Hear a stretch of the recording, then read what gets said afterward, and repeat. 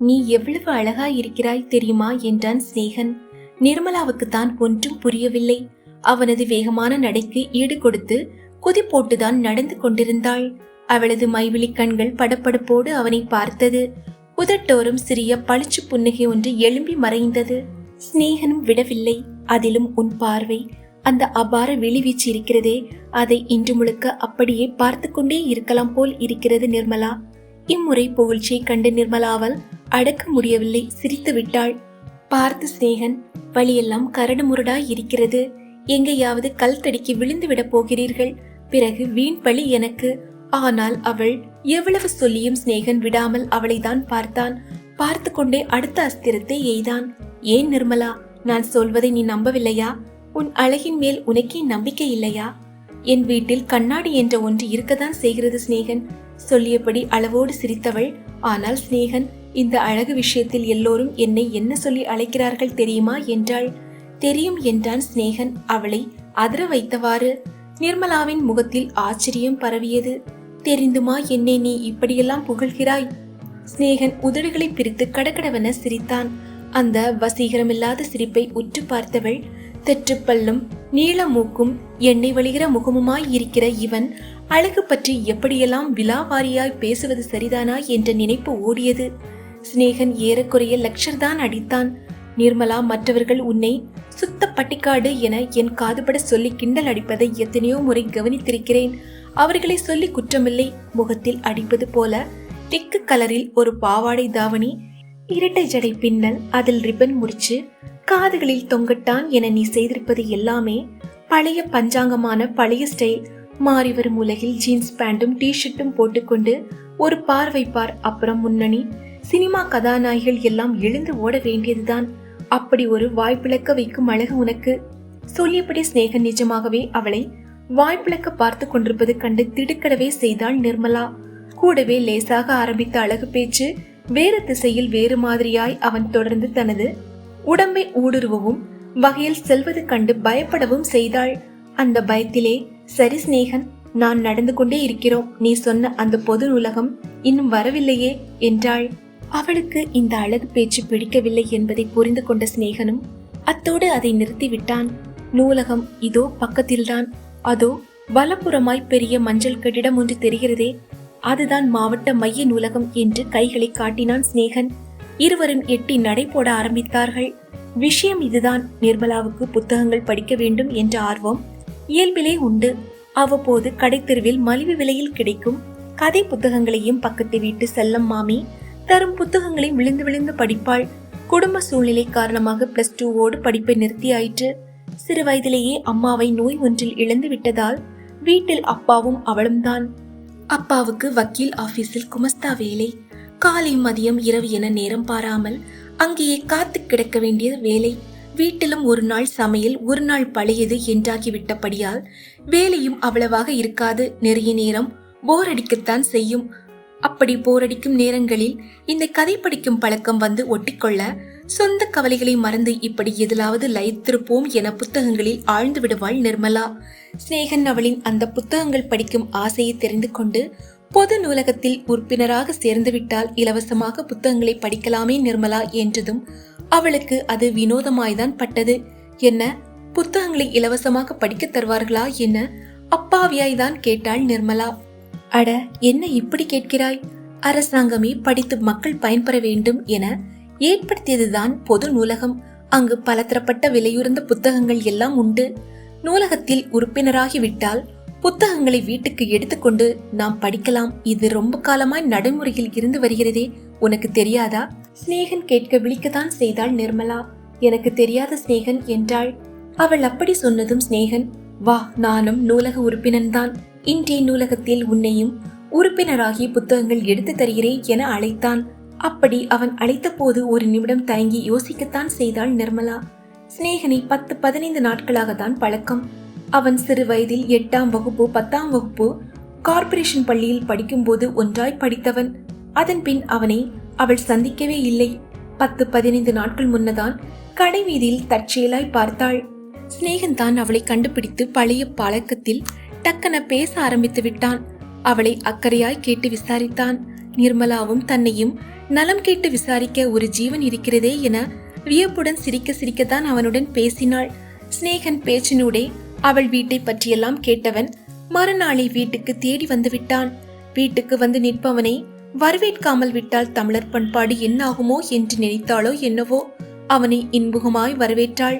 ஓட்டை நாட்காலி ஒன்றை எடுத்து போட்டு உட்கார சொல்ல அவனோ வெளித்திண்ணையில் கீழ் தூசியை தட்டியவாறு உட்கார்ந்து கொண்டான்.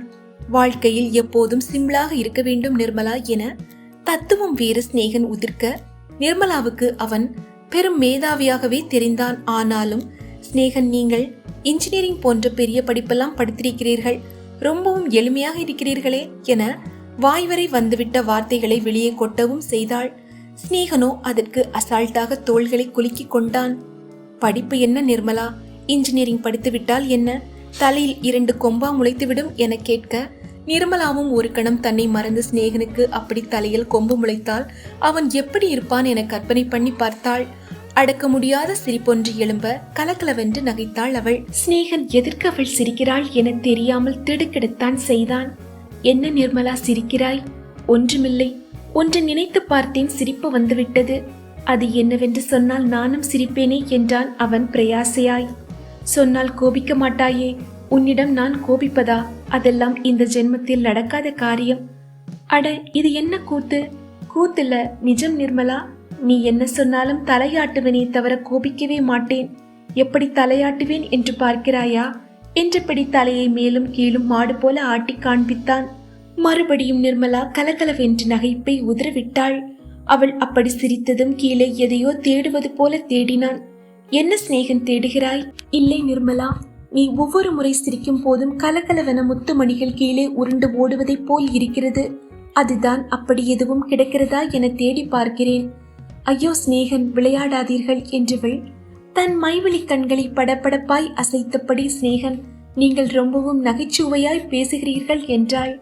நிர்மலா, வாழ்க்கையில் நடப்பது எல்லாவற்றையும் ஒரு பார்வையாளன் போல் நகைச்சுவையாய் ஏற்றுக்கொள்ள பழகிக்கொள்ள வேண்டும் என அதற்கும் ஒரு தத்துவம் உதிர்த்து அவளை அதிர வைத்தான் சிநேகன். பின் ஏதோ ஞாபகம் வந்தவனாய், அட, நீ எதையோ சொல்ல வந்தாயே, அதை சொல்ல என்றான். நான் உன்னை போல் மேலே படிக்க முடியவில்லையே என்ற வருத்தம்தான் சிநேகன் என நிஜமாய் தன் மனதில் கவலையாய் ஆற்றாமையாய் வெளியிட்டாள். ஆமாம், நீ எதுவரை படித்திருக்கிறாய் என்றான். +2 தான் சிநேகன், அதற்கு மேல் படிக்க வீட்டு பொருளாதார சூழ்நிலை இடம் கொடுக்கவில்லை என்றாள். அப்படியா நிர்மலா, உனக்கு படிப்பை நிறுத்திவிட்டோம் என்ற மனக்குறை இருக்கிறது தானே? ஆமாம் சிநேகன், நீ மேல் படிப்பு படிக்கலாம். கரஸ்பாண்டன்ட் கோர்ஸ் மூலம் படித்த டிகிரியும் வாங்கிவிடலாம். அதற்கு நான் ஏற்பாடு செய்கிறேன். நிஜமாகவா சிநேகன்? இது ஒன்று பெரிய விஷயமில்லை நிர்மலா. பணம் கட்டினால் போதும், தபாலில் பாடங்கள் வந்துவிடும். அதை படித்து பரீட்சை எழுதினால் பாஸ் தான், டிகிரி தான். அப்படி டிகிரி முடித்து விட்டால் ஒரு நல்ல வேலை கிடைக்கும். அப்படி ஒரு நல்ல வேலை கிடைத்து விட்டால் கொடுத்த சம்பளமும் கிடைத்துவிடும். நீயும் வாழ்க்கையில் ஜெயித்து விடுவாய். ராகத்தோடு கதை போல் சிநேகன் இழுத்து சொன்னாலும் அவன் சொன்னதை உண்மையென்று நிர்மலா நம்பினாள் என்றுதான் சொல்ல வேண்டும். இதெல்லாம் நடக்குமா சிநேகன் என்றால் தலையாட்டி காது மடல்கள் அதிர. கண்டிப்பாய் நடக்கும், நான் நடக்க வைக்கிறேன் என்றான் சிநேகன் உறுதியான குரலில். ரொம்பவும் நன்றி சிநேகன், அவள் நெகிழ்ச்சியாய் புலங்காகிதம் அடைந்தவளாய் தான் சொன்னாள். அவளது பயந்த சுபாவத்திற்கு பக்கத்து வீடுகளில் உள்ள வாயாடி பெண்களிடம் கூட பேசுவதற்கு பயப்படுபவள் இப்படி துணிந்து நெடுநெடுவென இருக்கும் சிநேகனுடன் கிளம்பி வந்தது அவளுக்கே ஆச்சரியமான விஷயமாய் பட்டது. அதைவிட முன்பு பள்ளியில் தன்னோடு படித்தவன் என்பதால் எந்தவித கூச்சமும் இன்றி அவனுடன் பேச முடிந்தது. தனது துணிச்சலுக்காக தன்னையே மெச்சிக் கொண்டவள் சிநேகனுடன் பொது நூலகத்தை அடைந்தாள். சிநேகன் நூலகரிடம் அறிமுகப்படுத்தி உரிய விண்ணப்பங்களை நிரப்பி அவளை கையெழுத்திட சொன்னான். அடுத்த அரை மணி நேரத்தில் அவள் நூலகத்தில் உறுப்பினராகிய 3 கனத்த பைண்டு போட்ட புத்தகங்களுடன் வெளிவந்தாள். வெளிவந்தவளுக்கு எதையோ பெரிதாய் சாதித்துவிட்ட உணர்வுதான். பின் சதா வீட்டினுள் 4 சுவருக்குள் அடைந்து கொண்டு ரேடியோ பெட்டி ஒன்றே கதியென நினைத்தவளுக்கு இப்படி ஒரு அறிவு வழி கிடைத்திருப்பது பெரும் சாதனையாகவே தெரிந்தது. சிநேகனிடம் விடை பெற்றுக் கொண்டு வீட்டுக்கு நடந்தவள் இந்த சந்தோஷத்தை உடனடியாக தந்தையிடம் சொல்ல வேண்டும் என விரும்பினாள். வீட்டு முன்புற திண்ணையில் அவள் வருகைக்காக ஆவலாய் காத்திருந்தார் தந்தை தில்லைநாதர். தந்தையை பார்த்தது முகமலர்ந்த நிர்மலா அவரது சோர்வான களைப்பு பொங்க தெரிந்த முகத்தை பார்த்து கவலையும் கொள்ளலானாள். தந்தை தில்லைநாதருக்கு நகரின் பிரபல வக்கீல் ஒருவரிடம் குமஸ்தா வேலை, மாதம் 3000 சம்பளம். ஆனாலும் பெண்டை கலட்டுகிற வேலை என்றுதான் சொல்ல வேண்டும். காலை 9 மணிக்கு வக்கீல் ஆபீஸுக்கு சென்றுவிட்டு கோர்ட்டுக்கு சென்று விட்டால் மாலை 5 மணி வரை கோர்ட்டு வாசம்தான். பின் மாலை வந்து டிஃபனை சாப்பிட்டு விட்டு வக்கீல் ஆபீஸுக்கு சென்றால் இரவு 9 வரை அங்கு இடுபொடிய வேலை இருக்கும். கேஸ் கட்டுகளை ஒழுங்குபடுத்துவது, முக்கியமான டாக்குமெண்டுகளை பைல்களில் பத்திரப்படுத்துவது, வாதிகளுக்கான மனுக்களை தயார் செய்வது என தொடர்ந்து மூச்சுவிட முடியாத அளவுக்கு வேலைகள்.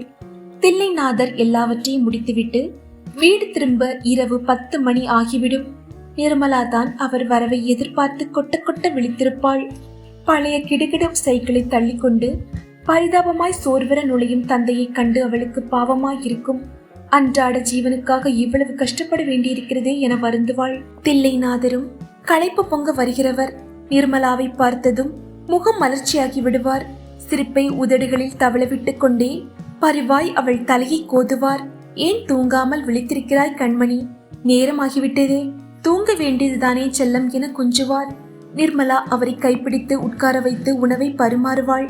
பெரும்பாலும் இரவு வேளைகளில் உப்பு மாவும் வெங்காயமும் தான் அவர்களுக்கு உணவு. அதிலும் நிர்மலா பக்குவமாய் வதக்கி தேங்காய் துருவல்களை அளவோடு சேர்த்து சுவைப்பட உருவாக்கியிருப்பாள். சூடான அந்த உப்புமாவை அவர் ரசித்து சாப்பிடுவதே ஒரு அழகுதான். அப்பாவை சாப்பிட வைத்து அவர் வயிறார உண்ணும் அழகை கண்குளிர பார்ப்பாள் அவள். நிர்மலா தன்னையே மனம் குளிர பார்ப்பதைக் கண்டு மெய்சிலிருப்பவர் அப்படியே கண் கலங்குவார்.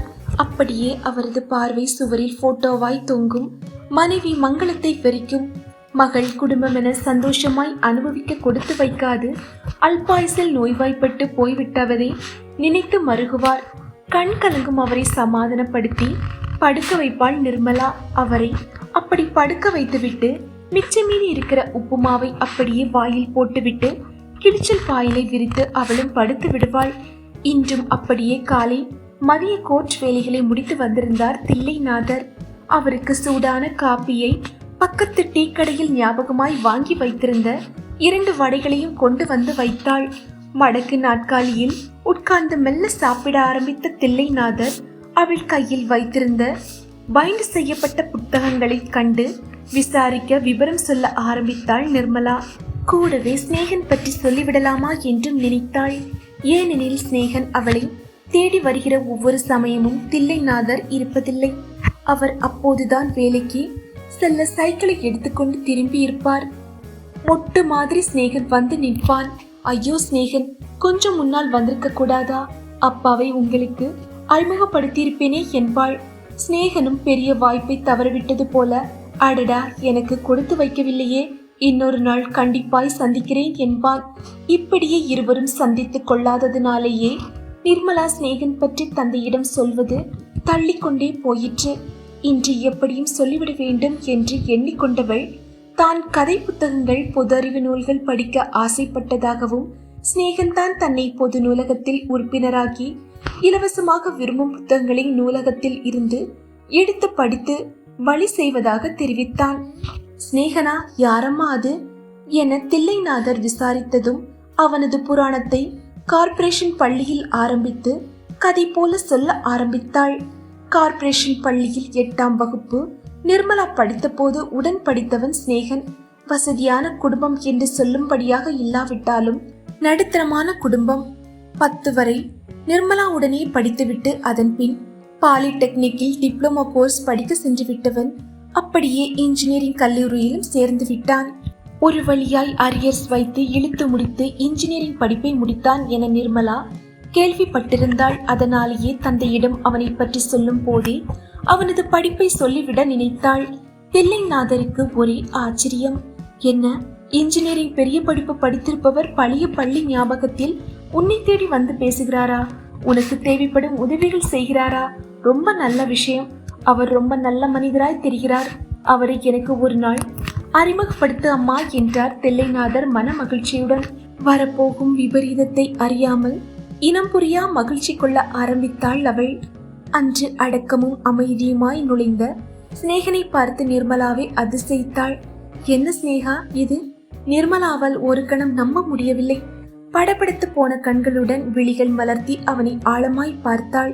சடை போல் இருபுறமும் தொங்கிக் கொண்டிருந்த முடியை கச்சிதமாய் கிராப் வைத்து வெட்டி அடர்ந்த தாடியை சுத்தமாய் எடுத்துவிட்டு படிய வாரிய தலையுடன் புது உருவமாய் புது மனிதனாய் சிநேகன் காட்சியளித்தான்.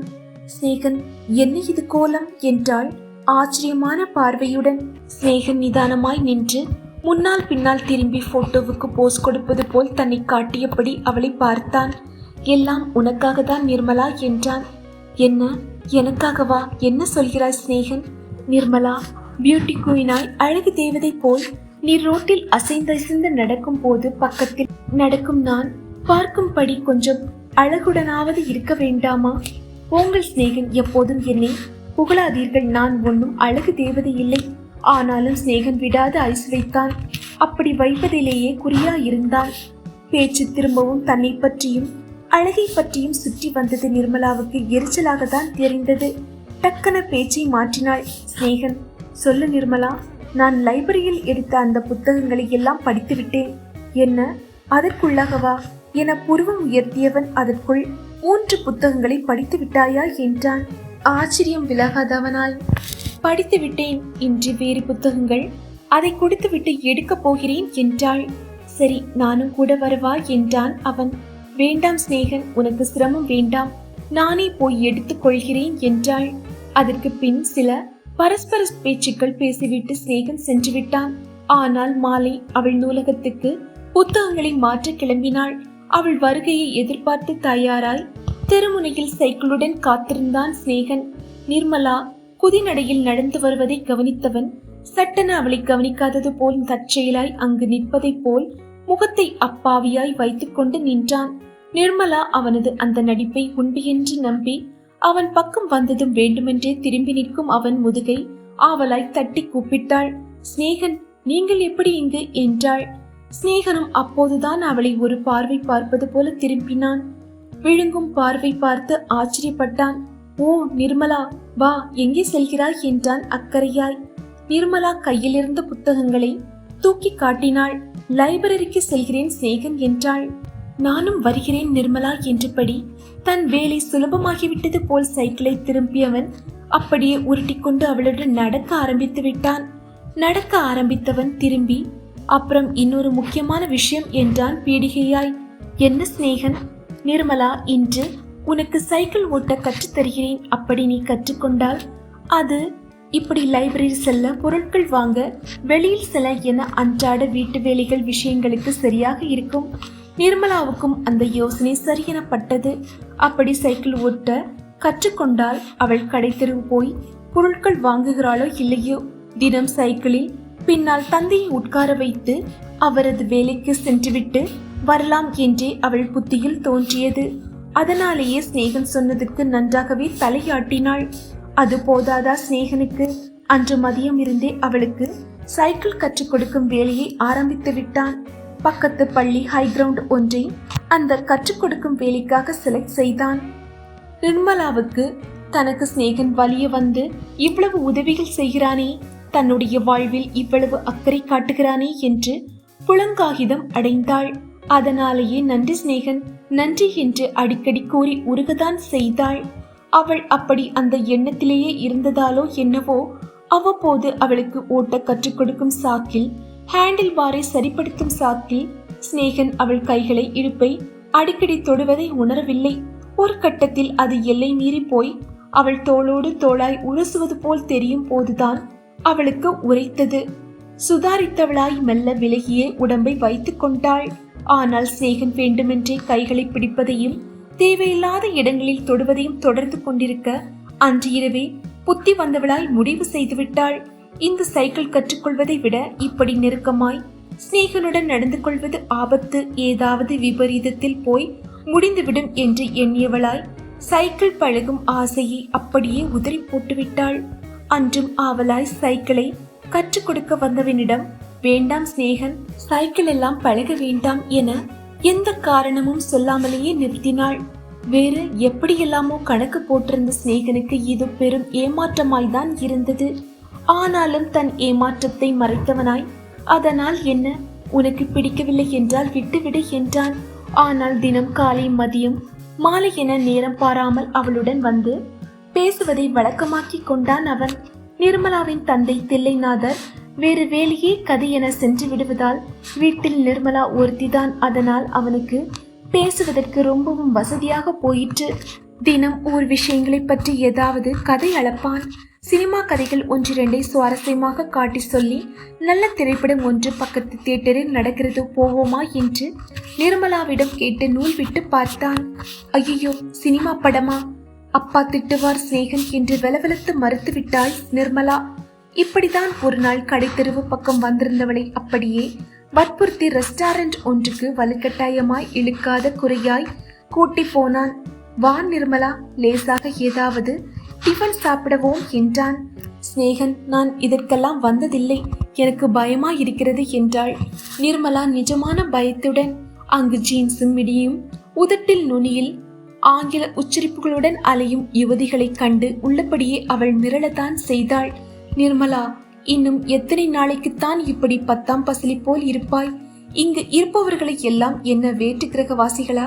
அவர்களும் மனிதர்கள்தான். இந்த பகட்டான வாழ்க்கை எப்படிதான் இருக்குமென்று தெரிந்து வைத்திருக்க வேண்டும் நிர்மலா என லெக்சர் கொடுத்தபடி குளிரூட்டப்பட்ட அந்த ரெஸ்டாரண்டின் மெல்லிய விளக்கொளியில் ஓரமான இருக்கை ஒன்றை தேடி பிடித்து உட்கார வைத்தான். கட்லெட்டும் பழச்சாரையும் தருவித்து அவளை சாப்பிட செய்தான். நிஜமாகவே பாய்ந்துதான் ஏதோ தப்பு காரியம் செய்கிறது போல தயங்கி தயங்கி சாப்பிட்டாள் நிர்மலா. ரெஸ்டாரண்டை விட்டு வெளியே வரும்போது டக்கென அவள் கையை பிடித்து கோர்த்து கொண்டான் சிநேகன். நடக்க திடுக்கிடத்தான் செய்தாள். அவனோ ஏதோ பிடித்திருக்கிறான், கைவிரல்களை விட்டு விடுவான் என எண்ணியவளுக்கு அவன் விடாமல் மேலும் மேலும் பிணைத்தபடி இருக்குவதைக் கண்டு துணக்குற செய்தது. சீ, என்ன இது புது பழக்கம் என வெகுண்டு நினைத்தவள் டக்கென விடுங்கள் சிநேகன் என கையை உதறினாள். நிர்மலாவுக்கு அவனது எண்ணம் செயல்கள் முழுமையாக புரியாவிட்டாலும் அவனது நடவடிக்கைகள் அடிக்கடி சந்தேகத்தை உண்டு பண்ணத்தான் செய்தது. பேசிக்கொண்டு இருக்கையில் அவனது பார்வை உடம்பை ஊடுருவதை போல் மேய்வதை அடிக்கடி கவனித்திருக்கிறாள். அந்த பார்வையில் கனிவோ கருணையோ இல்லாமல் ஒருவித வெறித்தனம் தென்படுவது கண்டு துணுக்குறவும் செய்திருக்கிறாள். நாளுக்கு நாள் அவனது போக்கு நடவடிக்கையும் ஒரு விதமாக போவதை கவனித்தவள் அன்று பயம் அதிகமானவளாய் இரவு வந்து தந்தையிடம் சிநேகன் பற்றி அவ்வளவு நாள் நடந்த விஷயங்கள் பற்றி ஒன்று விடாமல் சொல்லிவிட தீர்மானித்தாள். வழக்கம் போல அன்றும் தில்லைநாதர் கிளம்பி வேலைக்கு சென்று 10வது நிமிடத்தில் சிநேகன் வந்துவிட்டான். நிர்மலாவுக்கே அது எப்போதும் தோன்றும் ஆச்சரியம்தான். அது எப்படி அப்பா கிளம்பியதும் தான் என வந்து நிற்கிறானே என நினைத்தாள். சிநேகன் அன்று வந்ததும் அவளை பேச்சில் ஆச்சரியப்படுத்ததான் செய்தான். நிர்மலா, இன்று உனக்கு ஒரு ஆச்சரியம் காத்திருக்கிறது என்றான் பீடிகையாய். ஆச்சரியமா? எனக்கா? கேட்டபடி கண்கள் முழுவதையும் மலர்த்தி அவனை பார்த்தாள் அவள். அது ஒரு 4ஆய் மடிக்கப்பட்ட கடிதம். அதை எடுத்து பவ்யமாய் அவளிடம் நீட்டினான். நிர்மலா திகைக்கத்தான் செய்தாள். என்ன இது சிநேகன்? நிர்மலா, இது கடிதம்தான், உனக்கு எழுதிய கடிதம். நீ எழுதிய கடிதமா? ஆம் நிர்மலா, என் இதயத்தை திறந்து நான் எழுதிய அன்பு மடல் இது. நீ கண்டிப்பாய் பார்த்து படிக்க வேண்டும். சிநேகனின் குரல் மாறியது. அவன் சொல்லிய விதமும் அவளுக்குள் முதல் முறையாய் சிநேகன் பற்றிய பயத்தை உண்டு பண்ணியது. காதல் கடிதமா? அதுவும் அவளுக்கு துணிச்சலாய் கொடுக்க வந்து விட்டானா? இந்த சிநேகனுக்கு என்ன கிறுக்கா பிடித்திருக்கிறது? அவள் திகைத்து, என்ன சிநேகன் இது என கோபமாய் கண்களை உருட்டினாள்.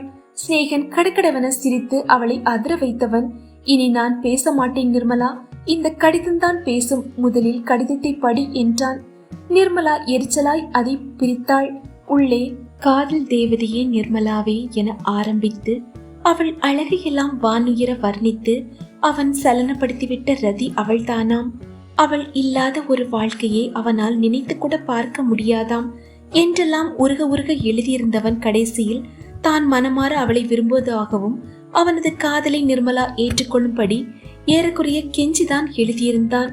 படித்துவிட்டு நிர்மலா எந்தவித சலனமும் இல்லாமல் நிமிர ஆவலாய் அவள் முகத்தை உற்று பார்த்தான் சிநேகன். என்ன நினைக்கிறாய் நிர்மலா என்றான். ஒன்றும் நினைக்கவில்லை என்றாள் அவள். எனக்கு இதிலெல்லாம் நம்பிக்கை கிடையாது சிநேகன். நம்பிக்கை கிடையாதா என்ன நிர்மலா, இப்படி சொல்கிறாய்? காதல் ஒன்றும் தப்பான விஷயம் கிடையாது. ஆனால் எனக்கு எனது குடும்ப சூழ்நிலைக்கு தேவையில்லாத விஷயம் சிநேகன். அட, சூழ்நிலையை மாற்றத்தான் வந்துவிட்டேனே. என்னிடம் ஒரு வார்த்தை சொல்லு. உன் பொருளாதார நிலையை, உன் குடும்ப சூழ்நிலையை ஒரே நாளில் மாற்றி காட்டுகிறேன் என்றான். பதிலுக்கு அவகாசம் கொடுங்கள், யோசித்து சொல்கிறேன் என கூறி அவனை அனுப்பி வைத்தாள் நிர்மலா. இன்று ஒருவித குற்ற உணர்வுடன் தில்லைநாதரை உட்கார வைத்து சிநேகன் பற்றி நடந்த அவ்வளவையும் காதல் கடிதம் கொடுத்தது வரை கொட்டினாள். கேட்ட தில்லைநாதர், ஐயோ, இவ்வளவு வெகுளியா நீ? உன்னை நன்றாக ஏமாற்ற பார்த்திருக்கிறான் அவனம்மா என்றார் புலம்பலாய். அவன் உன்னை நன்றாக ஏமாற்ற வந்திருக்கிறான் என்றதும் நிர்மலா திடுக்கிடத்தான் செய்தாள். என்னப்பா சொல்கிறீர்கள்? என்னை ஏமாற்றவா? புருவம் உயர்த்தி கண்கள் விரிய அப்பாவியாய் கேட்டவளின் தலையை பரிவாய் கோதினார் தில்லைநாதர். கண்மணி, உன்னை வெகுளியாகவே வளர்த்து விட்டேன். அதனால் சூதுவாது தெரியாமலேயே நீயும் வளர்ந்து விட்டாய். அப்பாவின் பேச்சும் குரலும் அவளுக்கு வினோதமாகவே இருந்தது. அப்படி என்ன நடந்து விட்டது என்றால் மறுபடியும் அதே அப்பாவித்தனத்துடன் தில்லைநாதன் நீளமாய் மூச்செழுத்துக் கொண்டார். கண்மணி, நீ சொல்வதை பார்த்தால் அந்த ஆள் தேன் குடிக்க காத்திருக்கும் வண்டு போலதான் உன்னை சுற்றி வந்திருக்கிறான். அது உனக்கு புரியவில்லையா? இல்லப்பா, அந்த சிநேகன் ரொம்ப நல்லவர். எனக்கு நிறைய உதவிகள் செய்திருக்கிறார். உதவிகளா? ஆமாம், பொது நூலகத்தில் உறுப்பினராக்கினார். சைக்கிள் ஓட்ட கற்றுக் கொடுத்தார். இன்னும் மேற்படிப்பு படிக்க, வாழ்க்கையில் முன்னேற என நிறைய யோசனைகள் சொன்னார். நிர்மலா சீரியஸாய் சொல்ல தில்லைநாதர் சிரிக்க ஆரம்பித்தார். என்னப்பா சிரிக்கிறீர்கள்? நீயே சொல்லம்மா. இன்ஜினியரிங் படிப்பு படித்திருக்கிறார் என்று சொல்கிறாய். அப்படி படித்திருப்பவர் வேலைகளை விட்டுவிட்டு ஏன் உன் பின்னால் சுற்ற வேண்டும்? அதை கொஞ்சம் யோசித்துப்பார். தில்லைநாதர் சொல்ல நிர்மலாவும் தலை சாய்த்து ஒரே கணம் யோசித்து பார்த்தாள். ஆனால் அதுவும் சரியென அவளுக்கு பட்டது. அப்பா, இனி நீங்கள் பயப்பட வேண்டாம். இனி அந்த சிநேகன் வந்தால் கதவை கூட திறக்க மாட்டேன். வீட்டு பக்கம் வராதே என விரட்டி விடுகிறேன் என்றாள். தில்லைநாதருக்கு ஓரளவு நிம்மதிதான். எங்கே இவ்வளவு சொல்லியும் வெகுளியான நிர்மலாவுக்கு தெரியாமல் போய்விடுமோ என பயந்தார். அவள் விஷயத்தை இந்த நிலையிலாவது புரிந்து கொண்டாளே என நிம்மதி அடைந்தார். அப்படியே செய்துவிடமா, அதுதான் உனக்கு நல்லது என்றார். அதன் பின் நிர்மலா எழுந்து வீட்டு வேலைகளை கவனிக்க சென்று விட்டாள். தில்லைநாதருக்குத்தான் கவலை விட்ட பாடில்லை. இவ்வளவு அப்பாவியாய், யாரையும் எளிதில் நம்பும் வெகுளியாய் நிர்மலா இருக்கிறாளே. பெண் பிள்ளை இப்படியெல்லாம் இருப்பது ஆபத்தாயிற்றே என்றெல்லாம் நினைப்பு ஓடியது. அதே சிந்தனையுடன் கிளம்பி வேலைக்கு வந்தார். அவரது வக்கீல் ஆபீஸில் அவரை போலவே இன்னொரு குமஸ்தாவும் வேலை பார்த்து வந்தார். அவர் பெயர் சண்முகம். சண்முகத்துக்கு தில்லைநாதர் மேல் எப்போதும் ஒரு பரிவு உண்டு என்பதால் அன்று தில்லைநாதரின் கவலையான முகத்தை பார்த்தவர் என்ன விஷயம் என அக்கறையாய் கேட்க ஆரம்பித்து விட்டார். தில்லைநாதரும் நிர்மலா பற்றி ஒன்று விடாமல் நடந்த விஷயங்கள் எல்லாவற்றையும் அப்படியே விவரித்தார். அடடா, பெரிய தப்பு பண்றியதில்ல என சண்முகம் பதற்றத்தை வெளிப்படுத்தியதும் புரியாமல் விழிக்கத்தான் செய்தார் தில்லைநாதர். என்ன சொல்கிறாய் சண்முகம்? தில்லை பெண் பிள்ளை, அதுவும் பருவ வயது. அவள் அப்பாவியாய் வெகுளியாய் உலகம் தெரியாமல் வேறு இருக்கிறாள் என்கிறாய். அதனால் இனியும் அவளை நீ உன்னுடனே வைத்திருப்பது ரொம்பவும் ஆபத்து. என்ன, என்னுடன் வைத்திருப்பது ஆபத்தா? என்னப்பா சொல்கிறாய்?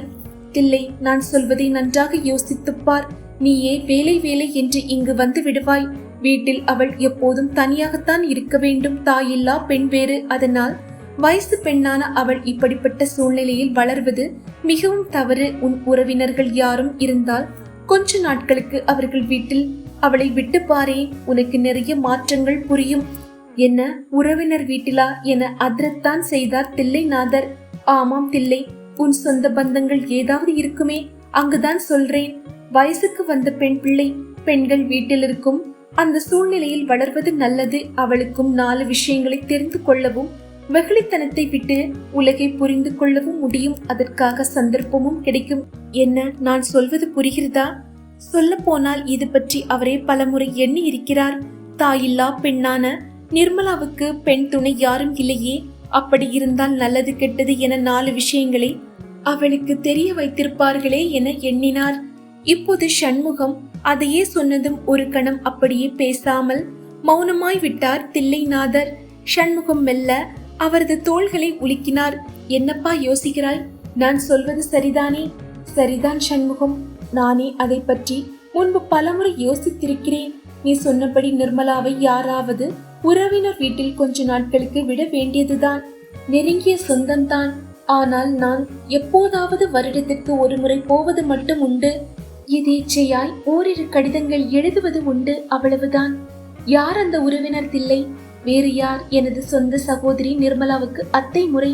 அவளுக்கு ஒரு பெண் வேறு இருக்கிறாள். என்னிடம் நிர்மலாவிடம் பாசமாய் இருப்பவள் தான். என்ன கொஞ்சம் கோபக்காரி, முன்கோபம் உள்ளவள்.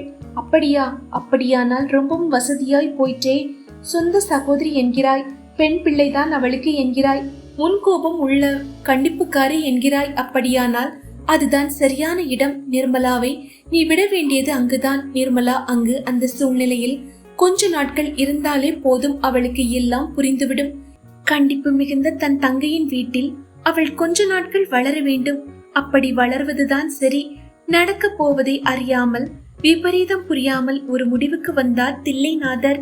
தில்லைநாதர் சொன்னதோடு நிற்காமல் வேலையிலும் இறங்கிவிட்டார். அன்றே இரவு வீட்டுக்கு வந்தவர் உணவருந்தி முடித்த பின் நிர்மலாவை உட்கார வைத்து பேச ஆரம்பித்தார். தன் சகோதரியும் அவளது அத்தையுமான கற்பகத்தை பற்றி பேச்சு எடுத்தார். நிர்மலாவுக்கு சென்னையில் வசிக்கும் கற்பகம் அத்தையும் அவள் மகள் ஆனந்தவள்ளியும் ரொம்பவும் பிடிக்கும். வள்ளி வள்ளி என்று சுற்றி வந்து அவளுடன் விளையாடுவாள். கற்பகமும் நிர்மலா தன் சகோதரனின் தாயில்லா பெண் என்பதால் பாசத்தை பொழிவாள். அவளுக்கு பால் பாயாசம் பிடிக்கும் என்பதால் தெரிந்து வைத்துக் கொண்டு அவளுக்கு பால் பாயாசத்தை வைத்து கொடுத்து அன்பை பொழிந்தது எல்லாம் இனிமையாய் அவள் ஞாபகத்துக்கு வந்தது. அதனாலேயே தந்தை சிறிது நாட்கள் அத்தையின் வீட்டுக்கு சென்று வருகிறாயா நிர்மலா என கேட்டதும் மறுபேதும் சொல்லாமல் உடன் சம்மதம் சொன்னாள். மேலும் அவளுக்கு சிநேகனின் அந்த காதல் கடிதம் எல்லாம் ஒரு பெரும் பிரச்சனையாகி மனதில் குழப்பத்தை உண்டு பண்ணியிருந்தது. அடுத்த முறை சிநேகன் வந்து பேசினால் என்ன பேசுவது? முகத்தில் அடித்தாற் போல் பேசுவதா, இல்லை பக்குவமாய் சொல்லி அவனுக்கு புரிய வைப்பதா என்றெல்லாம் எண்ணி தவித்துக் கொண்டுதான் இருந்தாள். ஆனால் இந்த இக்கட்டான சூழ்நிலையில் இங்கிருப்பதை விட அத்தை வீட்டுக்கு செல்வது மேல் என நினைத்து அப்பாவிடம் சம்மதத்தை சொன்னாள். கூடவே தான் ஊருக்கு சென்று விட்டால் தந்தை தனியே இருக்க வேண்டுமே, உணவில் இருந்து எல்லா விஷயங்களுக்கும் சங்கடப்பட வேண்டுமே என்ற கவலை பொங்கியது. அதை உணர்ந்த தில்லைநாதர், என்ன விடமா, பக்கத்து கடையில் 2 இட்லி வாங்கி சாப்பிட்டால் போதும், என் சாப்பாடு முடிந்துவிடும், இதற்கு போய் கவலைப்படுகிறாயே? மேலும் இந்த 4 சுற்று சுவருக்குள் எவ்வளவு நாள் அடைந்து கிடக்கிறாய்? உனக்கு ஒரு மாறுதலாகவும் சந்தோஷமாகவும் இருக்கும், போய்விட்டு வாமா என்றார் வாஞ்சையாய். 2 நாள் கழித்து சனிக்கிழமை மாலை சென்னை வர டிக்கெட்டுகளை முன்பதிவு செய்தார். போன் மூலம் தங்கள் வரும் விஷயத்தை தங்கைக்கு தெரிவித்தார். தங்கை கற்பகமும் நீ வருவது குறித்து சந்தோஷம், நிர்மலாவை பார்க்கவும் ஆசையாய் இருக்கிறது என்றாள். ஆனந்தவள்ளியும் பரீட்சைக்கு லீவு என்று வீட்டில்தான் இருக்கிறாள். பேசாமல் இங்கு நிர்மலாவை 1 மாதம் இங்கு விட்டுவிட்டு போ என்று கற்பகமே முன்வந்து சொல்லவும் தில்லைநாதர் தனது வேலை ரொம்பவும் சுலபமாக்கி விட்டதை உணர்ந்து உற்சாகமாகி விட்டார். நிர்மலா சென்னை கிளம்புவதற்கு முந்தைய நாளான வெள்ளிக்கிழமை காலை நேரத்தில் தில்லைநாதர் வேலைக்கு சென்றிருக்கும் சமயமாய் பார்த்து டான் என ஆஜராகிவிட்டான் சிநேகன். அவனை திடுதிடுப்பென பார்த்ததும் திருத்திருவன விழிக்கத்தான் செய்தாள் அவள். ஒரு கணம் லெட்டரை பற்றி அவன் பேசுவானோ, எனது லெட்டருக்கு பதில் என்ன என்றெல்லாம் கேட்டு எரிச்சல் படுத்துவானோ என பயப்படத்தான் செய்தாள் அவள். நிர்மலா, அன்று படித்து பார்த்தாயே நான் கொடுத்த லெட்டர், அதற்கு உன் பதில் என்ன என்றான். நிர்மலா அவன் டக்கென கேட்டதும் திணறத்தான் செய்தாள். அன்றே திணறலுடன் சிநேகன், அந்த லெட்டரா உன் காதல் கடிதமா என்றாள். கேட்கும் போதே அவள் முகம் கன்றிவிட்டது. முன்பு எதார்த்தமாய் தெரிந்தவன் இப்போது காதல் கடிதம் கொடுத்ததும் நீள மூக்கும் நெடுநெடு உயரமும் அதிரடி சிரிப்புமாய் பெரிய வில்லன் போலல்லவா தெரிந்தான். அவன் முகம் பார்த்து அவன் கண்களை பார்த்ததும் பேசவே அவளுக்கு எரிச்சலாய் இருந்தது. எதுவானாலும் தைரியமாக சொல் நிர்மலா, நீ எந்த முடிவு எடுத்தாலும் நல்லதுதான், அது சரியாகத்தான் இருக்கும். அட, இவ்வளவு தூரம் இறங்கி வருகிறானே, இவனிடம் வெளிப்படையாய் சொல்லிவிடலாமே என நினைத்தாள் நிர்மலா. சிநேகன், நான் இப்போது அது பற்றியெல்லாம் யோசிக்கும் நிலையில் இல்லை. மேலும் இந்த காதல் எல்லாம் எனக்கு பிடிக்காது. அது போன்ற ரோமியோத்தனமாய் அலைவதை நான் வெறுக்கிறேன். அவள் சொல்லி முடிக்கவில்லை. அதற்குள் சிநேகன் அவள் பேச்சில் உட்புகுந்தான். பலமாய் தலையசைப்புடன், எனக்கும் அப்படிதான் நிர்மலா, காதலை பிடிக்காது, நானும் காதலை வெறுக்கிறேன் என்றான். அவளை அதிர வைத்தவாறு. அவன் சொல்வதை கேட்டு ஒரு கணம் திகைத்துதான் போய்விட்டாள். என்ன, உனக்கும் பிடிக்காதா? நீயும் காதலை வெறுக்கிறாயா? பலமாய் மறுபடியும் தலையை மாடு போல் ஆட்டி காண்பித்தான் சிநேகன். நிர்மலாவுக்கு சட்டென பயம் எல்லாம் நீங்கி மகிழ்ச்சியானது. நல்ல வேளை நாம் சொன்னதும் சிநேகன் புரிந்து கொண்டான். பெரும் பிரச்சனை தீர்ந்தது என்றெல்லாம் நினைத்தாள். ஆனால் சிநேகன் அடுத்து பேசிய வார்த்தைகள் அவளை அதிர வைத்தது, பெரும் அதிர்ச்சிக்குள்ளாக்கியது. பார் நிர்மலா, இந்த காதல் உனக்கு பிடிக்கவில்லை, எனக்கும் பிடிக்கவில்லை. அதனால் இந்த காதலை விட்டு விடுவோம். பேசாமல் நாம் இருவரும் நேரடியாக கல்யாணம் செய்து கொள்வோம். மன வாழ்க்கையில் இனிமையாய் இணைந்து விடுவோம். என்ன சொல்கிறாய் என சிநேகன் சர்வசாதாரணமாய் பேசி கேட்க அவள் இதை கொஞ்சமும் எதிர்பாராது அதிர்ந்துதான் போனாள். என்ன சொல்கிறீர்கள், கல்யாணமா என்றாள் நம்ப முடியாத ஆச்சரியத்துடன். சிநேகனோ இயல்பான வேகத்துடன் தோள்களை குலுக்கினான். ஆமாம் நிர்மலா, இந்த காதல் பிடிக்கவில்லை என்றால் வேறு என்ன, நேரடியாக கல்யாணம் செய்து கொள்வோம். நம் இருவருக்குமே நல்லது. அவன் சொன்னதை கேட்டு உள்ளூர எரிச்சலை விட ஆத்திரமே அதிகம் ஏற்பட்டது. காதல் பிடிக்கவில்லை என்றால் கல்யாணமா? அதெல்லாம் எனக்கு பிடிக்காது. அது பற்றியெல்லாம் என்னால் யோசிக்கவே முடியாது. தயவு செய்து இங்கிருந்து போய்விடுங்கள். இனி இது போன்ற எண்ணத்தோடு என்னை பார்க்க வராதீர்கள். போங்கள், குட் பை. தெளிவாய் உறுதியான குரலில் ஏறக்குறைய சீரத்தான் செய்தாள் நிர்மலா. இனி தன் பாச்சா இவளிடம் பலிக்காது என்ற எண்ணத்துடன் தலையை தொங்க போட்டபடி அங்கிருந்து வெளியேறினான் சிநேகன். ஒருவாறு சிநேகன் வருவதை நிறுத்திவிட்டான். நிர்மலா, அப்பாடா, இவன் தொல்லை தீர்ந்தது என நிம்மதியாகிவிட்டாள். தில்லைநாதரும் நல்ல வேளை ஏதும் பிரச்சனை பண்ணாமல் விலகி போனானே, அது ரொம்பவும் நல்லது என சாந்தமடைந்தார். அடுத்த 2 நாளில் தில்லைநாதருடன் சூட்கேஸை தூக்கி கொண்டு அத்தை வீட்டுக்காக சென்னைக்கு கிளம்பி விட்டாள் நிர்மலா. மறுநாள் காலை இருவரும் சென்னையை அடைய ரயில் நிலையத்திற்கே அவர்களை வரவேற்க தன் மகள் ஆனந்தவள்ளியுடன் வந்து விட்டாள் கற்பகம்.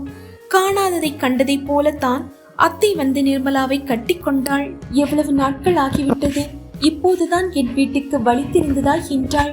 நிர்மலாவுக்கு ஏற்கனவே கற்பகம் அத்தையுடன் பேசி பழக்கம் என்பதால் சகஜமாகி அவளுடன் பேசினாள். ஆனந்தவள்ளியும் அக்கறையாய் விசாரித்தாள்.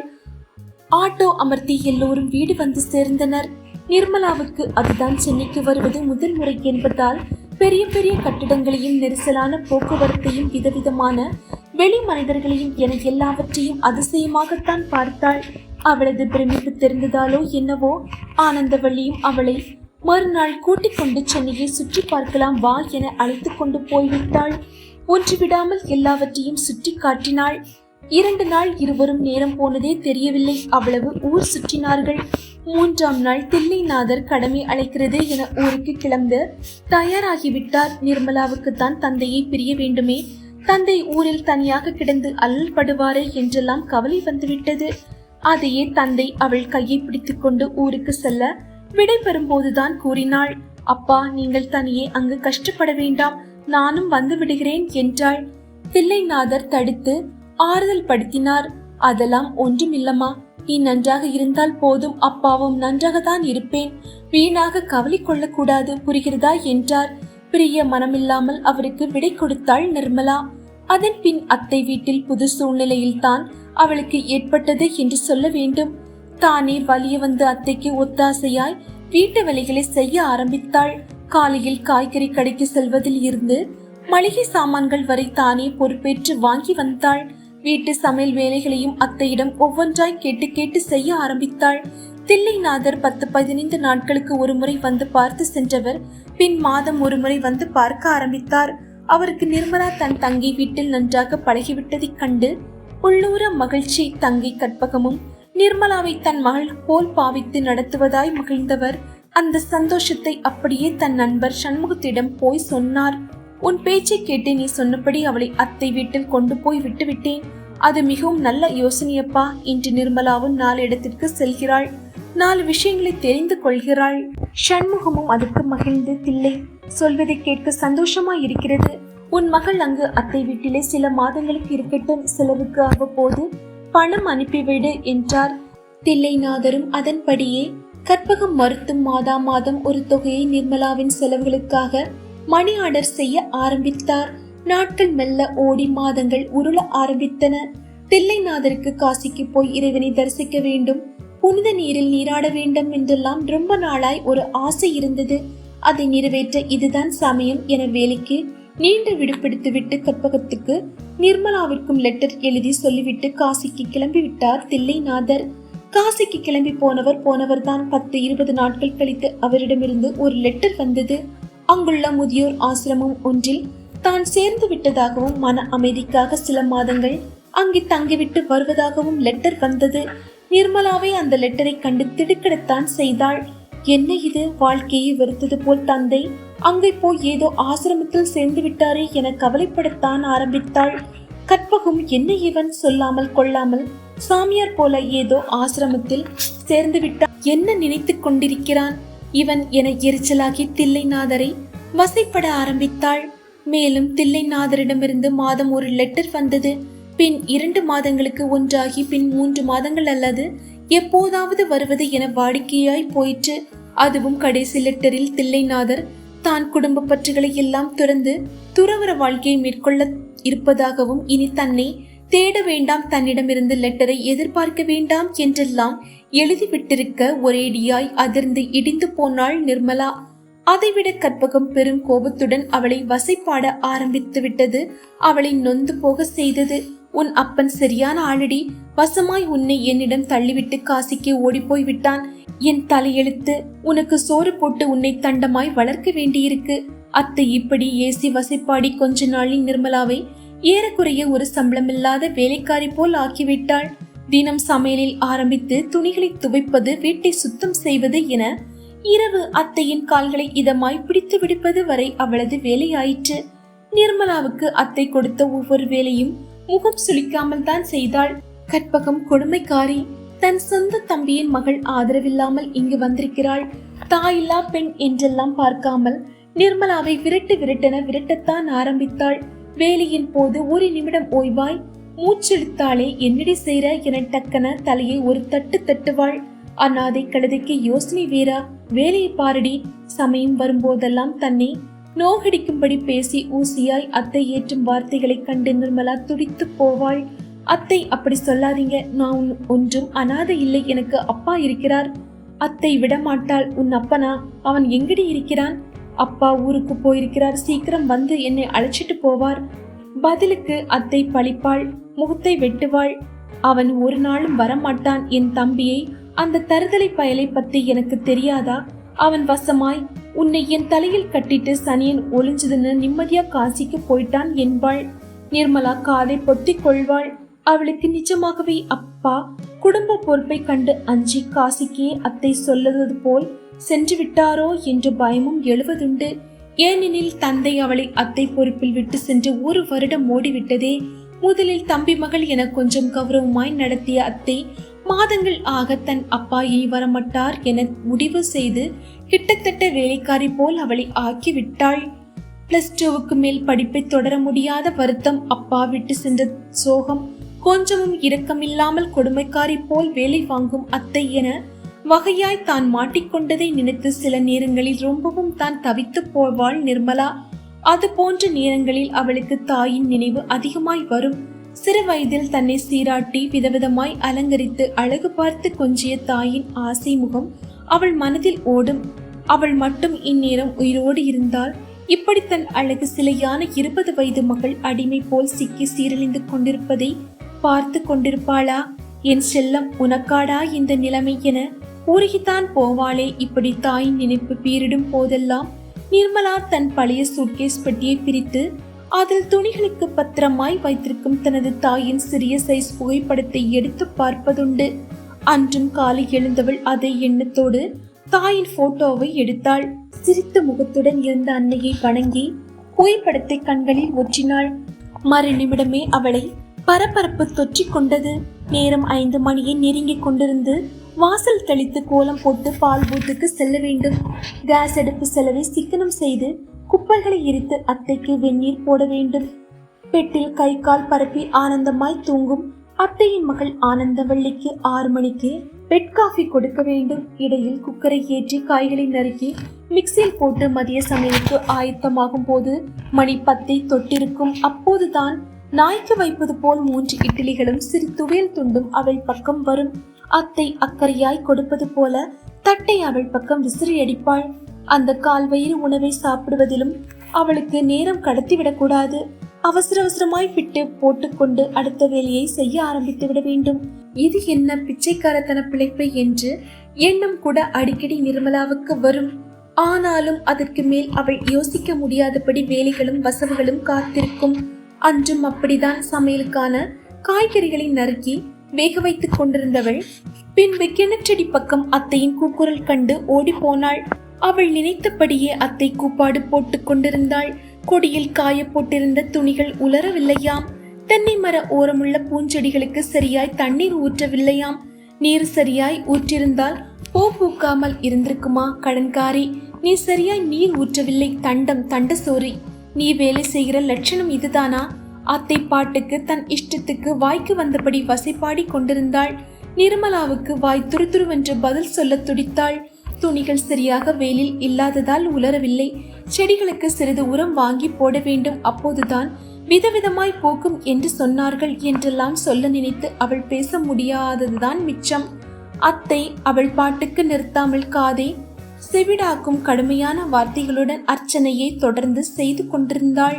காதை பொத்தி கொண்டபடி குனிந்திருந்த நிர்மலா அப்போதுதான் நிமிர்ந்து பார்த்தாள். அவளுக்கு பெரும் ஆச்சரியம்.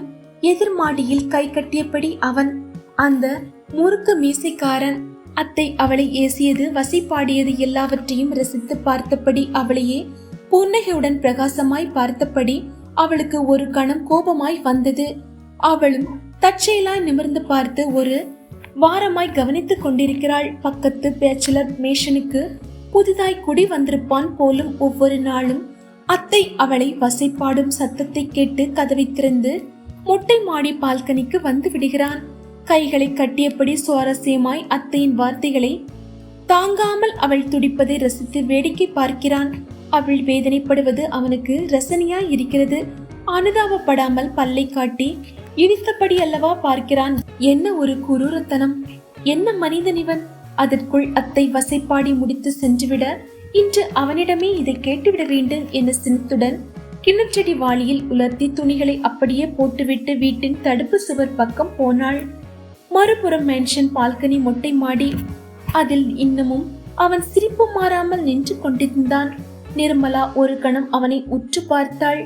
நெடுநெடு உயரம் சுருளான முடி தவளும் பரந்த நெற்றி வேல்விழியாய் குத்தும் கருவிழிகள், ஆஜானு பாகுவான உடற்பயிற்சி, உடம்பு நெஞ்சை நிமிர்த்தும் தின் தோள்களுடன் முறுக்கி விடப்பட்டிருக்கும் அடர் மீசையுமாய் சரியான மல்யுத்த வீரனை போல்தான் தெரிந்தான். இப்படி உடம்பை வளர்த்து பெரிய வீரன் போல் இருப்பவன் அவளை துன்புறுத்தும் அத்தையை அதட்டி நியாயம் கேட்பானா? அதை விட்டுவிட்டு அவள் துன்பப்படுவதை சிரிப்பு பொங்க ரசித்து அல்லவா பார்க்கிறான். சினமாய் அவளை ஏறிட்டு அவள் முறைக்க அவன் அவளையே உற்று பார்த்தவன் அவளை கூப்பிடுவது போல் கைகளை தட்டினான். ஹலோ, உன் பேர் என்ன என்றான். பேரா? நம் பேரை எதற்கு கேட்கிறான் என அவள் திகைக்க அவன் மறுபடியும் சொல்லு, உன் பேர் என்ன என்றான் விரட்டுவது போல். அந்த விரட்டல் குரலில் அவள் தன்னை அறியாமல் என் பேர் நிர்மலா என்று சொல்ல போக அவன் அதையும் அவசரமாய் கைகளை உயர்த்து தடுத்தான். சொல்லாதே, நீ சொல்ல வேண்டாம். உனக்கு வேறு ஒரு பெயர் நான் வைத்திருக்கிறேன், சொல்லட்டுமா? அவள் புரியாமல் விழிக்க அவன் தொடர்ந்தான். வார்த்தைகளை வீசினான். இனி உன் பெயர் முட்டாள். உன்னை பார்ப்பவர்களிடம் எல்லாம் நீ அந்த பெயரை சொல்லி அழைக்க சொல், புரிகிறதா என்றான் அதே கர்ஜனை குரலில். இந்த கதையின் தொடர்ச்சியை கேட்க சேனலை சப்ஸ்கிரைப் செய்து வைத்துக் கொள்ளுங்கள். நன்றி, வணக்கம்.